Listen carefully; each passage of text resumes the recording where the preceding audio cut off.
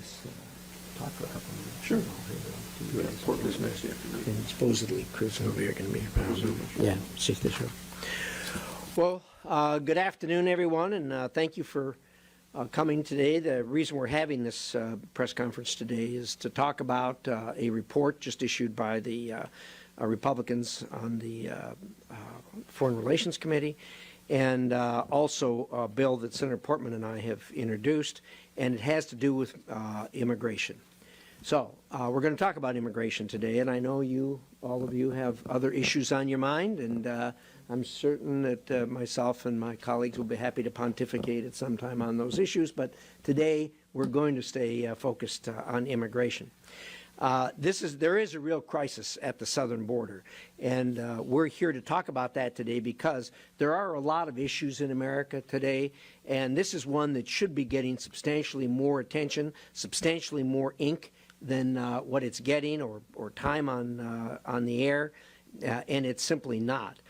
Why do I say that? Well, since the new administration took over, 2.6 million immigrants, illegal immigrants, have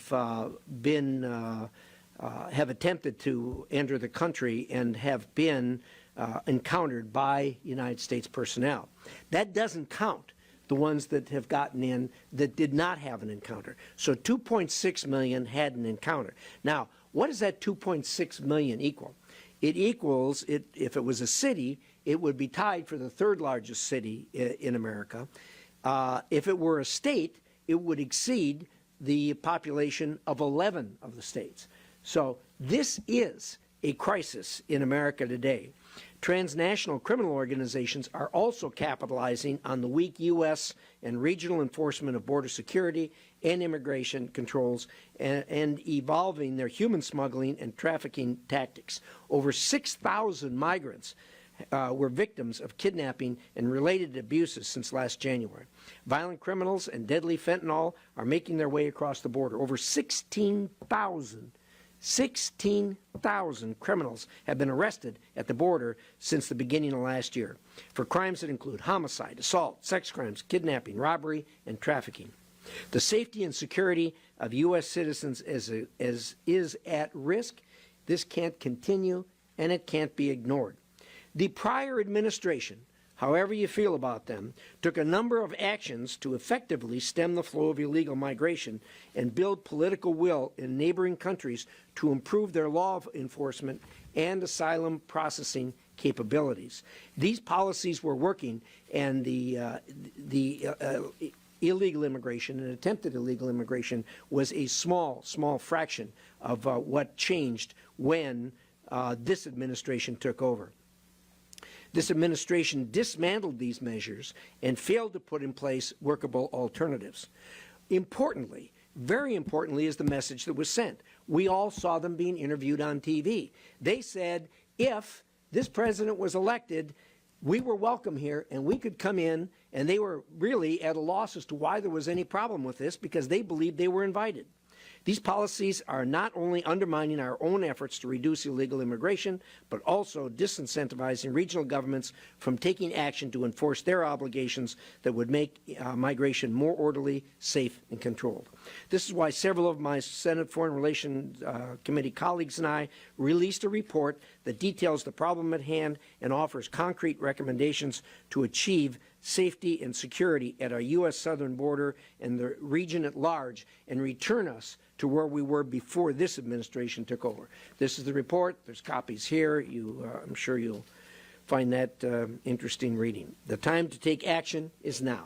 We must establish effective immigration controls in the United States, including extending Title 42, reinstating the migrant protection protocols and asylum cooperative agreements, strengthening border security and migration management capabilities in the region, and targeting TCO human smuggling and trafficking.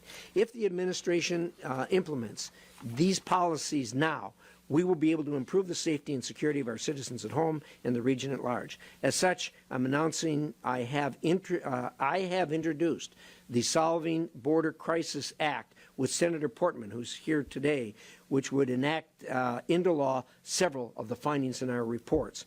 Senator Portman is an expert on the problems that this illegal immigration is causing with import of narcotics, illegal drugs into the United States. I can't stress enough the importance of implementing these solutions immediately to protect our sovereignty and national security. We will be pressing hard to move this legislation. But we are not naive. We're here because the administration wants to have the situation the way it is, because they could fix it, and they could fix it easily. And this isn't going to change unless the administration reverses course, and they probably won't. But what we have in front of you is a blueprint for the next administrations to deal with this critical problem that restores America back to a place where people who come here are welcomed here, and who come here legally are welcomed here, and we hope to get back to that at some point in time. Senator Portman. Great. Thank you, Jim.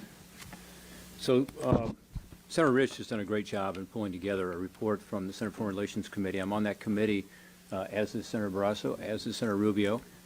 Senator Rubio is also the ranking Republican, the top Republican on the Intelligence Committee. Senator Barrasso is also head of the Republican Conference. And so we have here serious legislators who are telling the administration that we have to see a change in policy here in order to stop what is a totally out-of-control border. It is a full-blown crisis. Let me give you just some of the numbers. I know you know them. Senator Risch talked about encounters at the southwest border. That's a euphemism for people who are apprehended at the border. These numbers are at record levels now.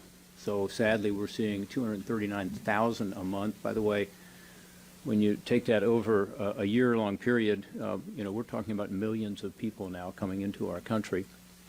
This includes, by the way, Title 42 still being in place. So roughly half of the people who are coming to the border are being turned away by this public health authority, Title 42, that the administration would like to get rid of. So a full-blown crisis becomes a catastrophe. And if you talk to the Border Patrol, as all of us have, we've been down there, they don't have any idea how they're going to be able to control the border should Title 42 be eliminated, as the administration would like to do. But it's not just about people. It's also about the contraband that's coming over the border and that is affecting all of our states. So in Ohio, unfortunately, we've been ground zero for the opioid crisis for a decade now. And although we've had some success, it's very difficult to have success when there is an unending flow of narcotics coming over the border, particularly deadly fentanyl, which is a synthetic opioid that's killing roughly 2/3 of the people who are dying of overdose deaths, which is at record levels now in Ohio and around the country. This surge is coming in at such huge numbers that it's lowering the price on the street to the point where it's affecting the demand for the drug, and it's in everything. And this is not just fentanyl in its pure form. It, in a sense, is worse because it's pills that are pressed in Mexico, often coming from China originally, the precursors. And these pills might say Xanax on them, they might say Adderall, but they're killing the people of Ohio and in all the states represented here today. This is the latest numbers. 110,000 projected for FY 2022. By the way, that's enough fentanyl to kill every single American. That's how much we're seeing coming over the border now.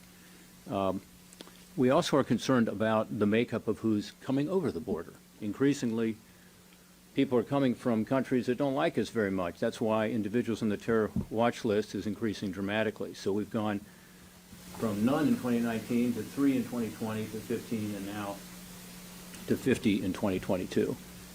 By the way, despite our efforts to try to get the administration to tell us what happened to those folks, we really don't know. It might be a good question for some of you to ask. Because we are very concerned about the people who are coming over the border. That 50 number, I think, is one that's relatively low because, as was said earlier by Senator Risch, we really don't know who's coming over the border, since it's probably 20%, something like that, of people who are coming over are so-called gotaways, meaning that nobody talks to them, nobody encounters them.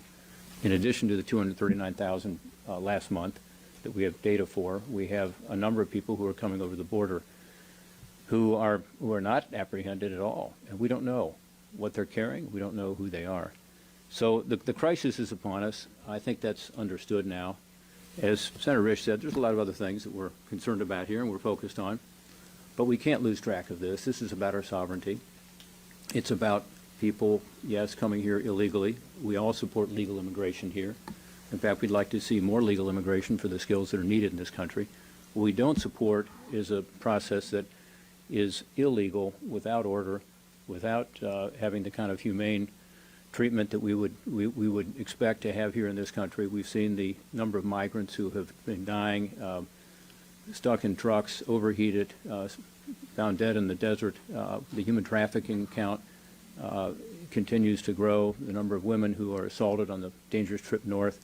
This is not what we should be allowing to happen here in our great country. So that's why we've introduced this legislation. Senator Risch has outlined it well. But bottom line is, it says to this administration, there are policy changes that can be made. And the point was made that in the last administration, we were down to effectively very, very little illegal immigration at all.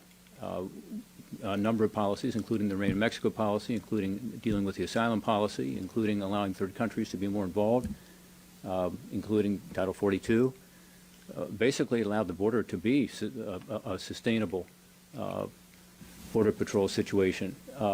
But I will also say, during the Obama administration, they managed, after an influx, you may remember, of unaccompanied kids, to make changes in policy to reduce immigration substantially. It's this administration that refuses to face up to the reality and refuses to make policy changes that they have within the administration the ability to do. But we're happy to help them with legislation as well, and that's why we've introduced this bill, and we look forward to having our colleagues join us on that. Senator Barrasso. Well, we have a security crisis at the southern border. It's a national security crisis. It's also a humanitarian crisis and a crime crisis, all affecting the southern border of this nation. You've heard the numbers, up to 3 million people that were encountered at the border who've come in illegally, and then probably 1 million more who got away, who are here and have disappeared into the fabric of the United States. We know that in the last year, within the last year, 50 on the terrorist watch list have been captured coming into the country illegally. How many of them have gotten away, others who are on the terrorist watch list? We know in the last couple of months, the number coming across the country in terms of coming into the country, members who have been convicted of sex crimes, of being rapists, some have captured, others are into the country right now. That's talking about the people. Let's talk about what's come across the country into the country in terms of illegal substances, specifically deadly narcotics and fentanyl. What we've seen all across the country are increased number of deaths and overdoses from fentanyl. The Democrats and Joe Biden have turned America into one big sanctuary city and have turned every state into a border state. In my home state of Wyoming, you'd think, well, what's going on in Wyoming with this? Well, we've seen triple the number of deaths from fentanyl in the last 2 years. Triple the number of deaths. Overdoses, amazingly high numbers. And you say, well, what's happening in Wyoming? Well, in Buffalo, Wyoming, highway stop. 9,700 fentanyl pills in Buffalo, Wyoming. Every state is being impacted dramatically. And what do Democrats want to do? They want to turn away. They don't want to make mention of or look at the problem. Joe Biden seems to be much more willing to go and attack the hard-working members of the Border Patrol who are out there trying to do their job and protect the border and protect this nation than he is willing to do his own job of providing the security for this nation at a time of this southern invasion. A number of us are heading to the border. Tomorrow, Senator Cruz, who is here with us, is going to be one of those leading that group to the southern border. Be many trips for most of us to go. Joe Biden has not been there since 2008, and that was just a drive-by. It's time for the President of the United States to go to the southern border and to see the chaos that he has created and explain to the American people why he's done it and what he's going to do about it. Senator Rubin. You know, borders matter. There's a reason why every map you're going to look at, whether it's a state or countries, have borders. These aren't just some arbitrary lines. The borders tell you what the law is in one side of it versus where it is in the other. And they're relevant. They're relevant, for example, in determining who can come into a place. And so our immigration laws are the most generous in the world. No country in the world is more generous on immigration than the United States. It's not even close. And we've created a process for people to come here legally. And if you follow that process, we're going to welcome you with open arms. You're going to enrich our country. A number of us, I would imagine everyone in this room at some point had someone who came to the United States through whatever the process was at that time. And it certainly has defined us as a great country. You follow that process, we're going to welcome you. If you don't follow that process, you're not going to be able to stay. That should be what we do. That makes all the sense in the world, especially for this country, because as bad as we may think things are in America, and they are, inflation and gas prices, it's still way better than everywhere else. And so the bottom line is, if tomorrow we announced anyone who wanted to come to America could, 250 million people would come, maybe more, would try to come here. So this crisis at the border with people is it's not hard to understand, guys. You don't need some, Ivy League study to figure this out. If you tell people, hey, you shouldn't come, but if you do, you're going to get to stay, people are going to come. And they're coming at a rate that's unparalleled. Just from Cuba alone, we already have more people in the last 9 months than the entire Mariel boat lift. That's just from one country. Just from one country. And by the way, there's no compassion involved in this. There's nothing compassionate about luring people into a trip where rapists and murderers and the worst human beings on the planet get their clutches into them and abuse on them, on their children, on women traveling alone. It's a horrifying experience. There's nothing compassionate. And then on the drug front, if you can smuggle human beings, you can certainly bring bags of stuff like pills across a border. 4th of July weekend in one county in Florida, I believe we had like 19 overdoses, a mass casualty event. 19 overdoses because some tainted drugs wound up in the hands of some kids having party. Overwhelmed this small county. It probably all came across that border. You know why it's not coming through the airport? Because they screen for it there. You know why it's coming across the border? Because we don't. Because we have an administration that doesn't care about enforcing the law. Because frankly, and I'll be honest with you about this, their base, their activists, their supporters, support open borders. They'll never say it because they know it doesn't poll well. But they think the border should be open and anyone who wants to come across should. There's no country in the world that would tolerate that. Mexico wouldn't tolerate it. Guatemala wouldn't tolerate it. Canada wouldn't tolerate it. And we shouldn't either. Senator Cruz? Over the past 10 years representing the state of Texas, I've been to our southern border many, many times. What's happening there right now is worse than I've ever seen it. It is an absolute, unmitigated crisis, and it keeps getting worse. Tomorrow I'm taking a group of 6 senators down to the border along with Senator Cornyn to see firsthand what's happening, to see firsthand the human suffering. We're going to go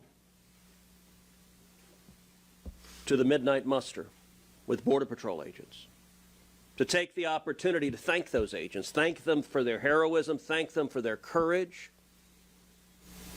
thank them for standing up and defending their nation while their political superiors undermine them, denigrate them, ridicule them, insult them, slander them. We saw the President of the United States falsely accuse Border Patrol agents who were riding horseback of whipping illegal immigrants. That was a lie. It was a cynical, cruel, vicious lie for which the President's never responded. We're going to take the opportunity to thank those agents for going and doing their jobs, risking their lives to stop drug traffickers and human traffickers each and every day. And when they catch them, their political superiors in the Biden administration turn around and let them go. And then they get to go do the same thing all over again the next day. We're going to go out on midnight patrol. Every time I've done, you see simply a stream of humanity crossing. The last time Senator Cornyn and I brought a group of senators down to the border, while we were out on the Rio Grande River, we saw a dead body, a man floating face down who'd clearly died trying to cross illegally. We saw the Biden cages, cage after cage filled with children packed in side by side, a rate of COVID positivity over 10%. And we saw children, little boys and little girls who'd been physically assaulted, who'd been sexually assaulted. And Joe Biden and Kamala Harris and the Democrats do not give a damn. They created this. They could stop it tomorrow, and they don't want to. because they believe open borders are good for Democrats politically. Every illegal alien they see, they view as a future Democrat voter. And if people have to die, so be it. In San Antonio, we recently saw a tractor trailer with over 50 people dead in it, illegal immigrants who died in the sweltering heat. Children as young as 13 packed into that tractor trailer. In addition to over 2.6 million people crossing illegally, we're seeing drugs crashing across the border as the Border Patrol agents are swamped with the illegal immigration. The drug cartels bring in historic levels of fentanyl, over 100,000 overdoses in the United States. The body count under Joe Biden and Kamala Harris keeps going up and up and up. It's not an accident. It's not an unintended side effect. It is their intended outcome. It is wrong. Joe Biden's been president a year and a half. He hadn't been to the border once. He has time to answer questions about his favorite flavor of ice cream. The Biden White House has time to write speeches at something called a Latinx conference, I don't know what that is, where they very kindly called Latinos tacos. Well, Marco and I both appreciate being called tacos. Thing to remember about that speech, that wasn't a gaffe. That wasn't Joe Biden going off script. Some White House operative sat down and typed into the teleprompter, "This is a good idea to call Hispanics a bunch of tacos." I'll tell you one consequence of what they're doing. South Texas is turning red.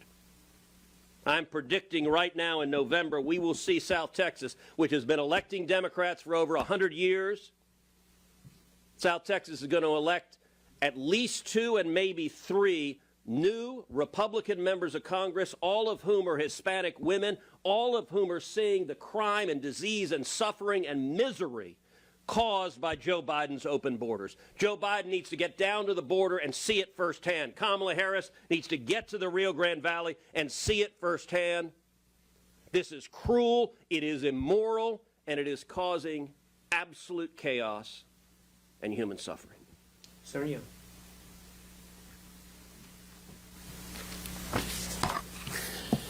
It's been well over a year since I summoned a member of the administration into a classified setting. I'm operating in my capacity as the chief Republican on the Foreign Relations Subcommittee that oversees counterterrorism. I asked to be briefed on the number of suspected terrorists who had crossed our southern border. I have to say the briefing was absolutely sobering. We had individuals from Yemen. We had, of course, individuals from Central and South America, Africa, all over the world. Many of the hot spots of the world and the locuses of terrorist activity were the source of so many individuals coming across our southern border.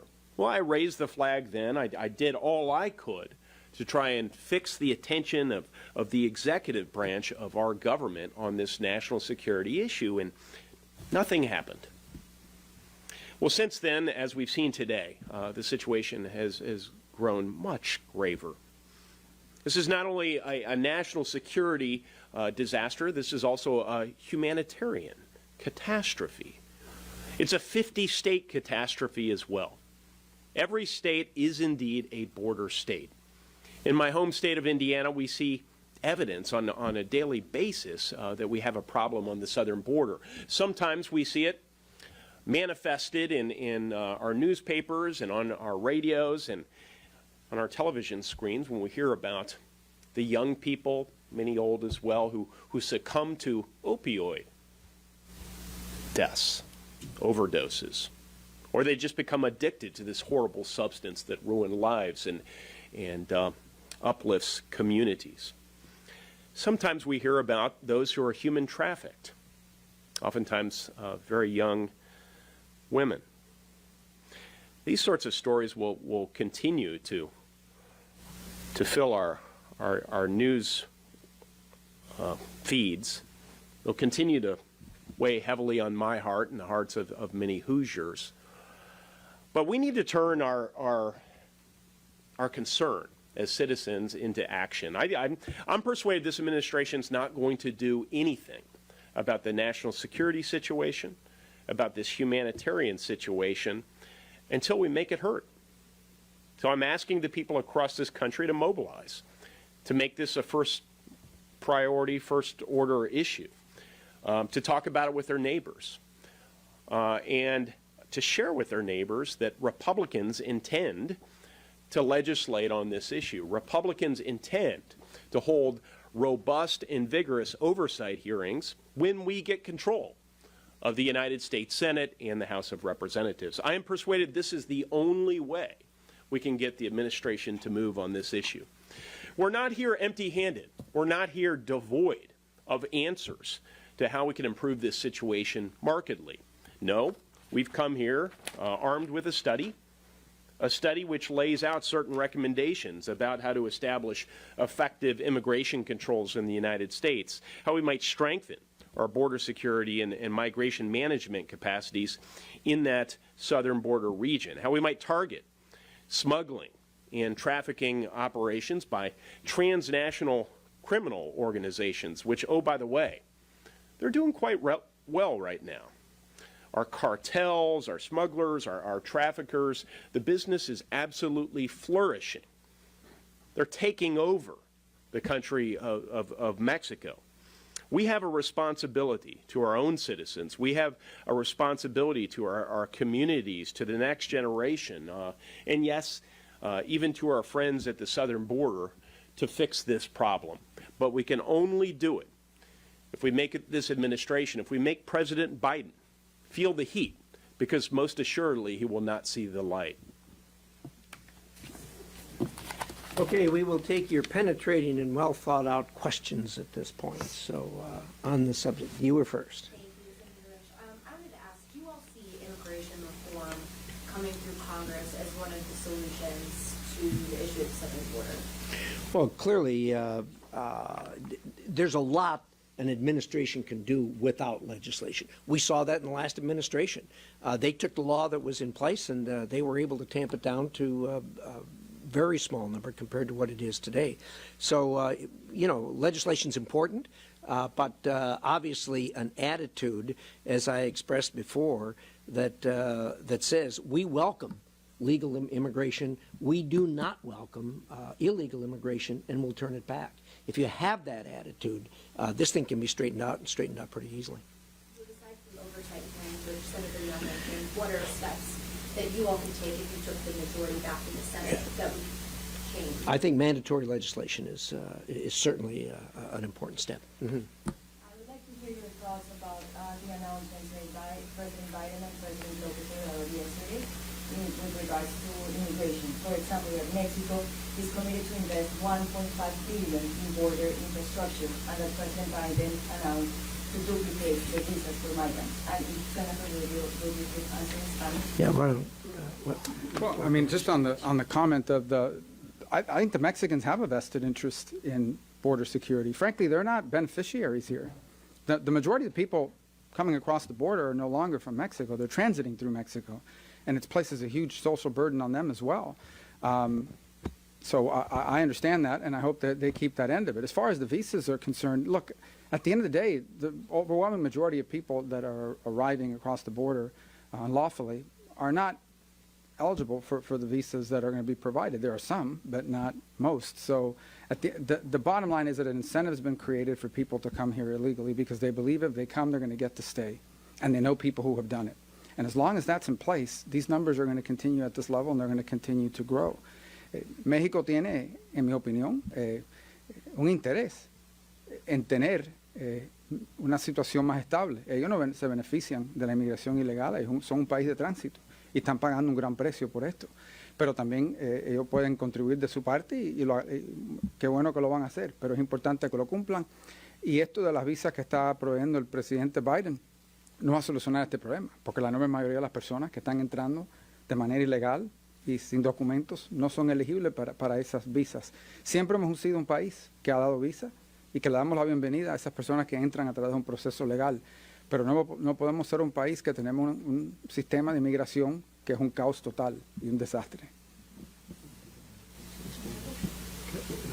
So last year, I had the opportunity to meet with President Lopez Obrador in Mexico City, and he said what other Latin American leaders have said, which is the United States is currently providing a draw for, in his case, Mexican citizens, but it's happening, all over the hemisphere and beyond. And he also talked about the transnational criminal organizations and the fact that these cartels are taking advantage of this pull to the United States, neither of which are in his interest. So I appreciate the agreements that they have reached tentatively. I appreciate the fact that he understands that this is a situation that requires us to work together, particularly with regard to the southern border of Mexico, which in essence, in the border in the south is a smaller geographic area to be able to patrol than the northern border of Mexico and the southern border of the United States. And so it's not in either of our country's interests, and he said that openly. What we are doing is irresponsible, which is we are providing this pull factor because of policy changes. We looked at these numbers. We have a record number of people coming unlawfully to our border. At the same time, we have a record low of deportations. Only 59,000 people were deported from the United States last year. 66% of those, by the way, had criminal records. But the highest numbers of people coming unlawfully and the lowest numbers of deportations. Is there any wonder people see this as a pull factor and as an opportunity to come into our country illegally? Thank you. I'll take one more and then we'll call it good. Question about the bill you said you're introducing. So I was wondering if there's enough in there that you think you could negotiate and express support for. Kirsten Sinema and Joan Cornyn introduced a separate bill that's bipartisan. It's not really anywhere. Do you have hope that this one will open? Yeah, because of the view that the administration has, as all of us have described here today, we're not naive. That probably is not likely. This has been going on for a long time, and they've been unable really to come to move at all. And so we're looking forward to times when there's different numbers in each of the houses, a different administration, and that's what this is aimed at, because at some point in time, this has got to stop. It's not sustainable. Thank you all for coming today.